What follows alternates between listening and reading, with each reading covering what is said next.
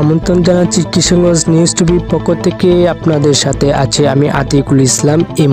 ভারতের বিজেপি ও নীতিশ রানায়ণ হযরত মুসাল্লামকে কটূক্তি করার প্রতিবাদে এক বিশাল বিক্ষোভ মিছিল ও প্রতিবাদ সমাবেশ অনুষ্ঠিত হয় আজ শুক্রবার নীলগঞ্জ পুরাতন বাজারে খেলার মাঠে ৩ নং মাইজকাপন ইউনিয়ন সর্বস্তরের মুসলিম তৌহিদ জনতা বিভিন্ন মসজিদ হতে গণমিছিল মাধ্যমে এই প্রতিবাদ জানান।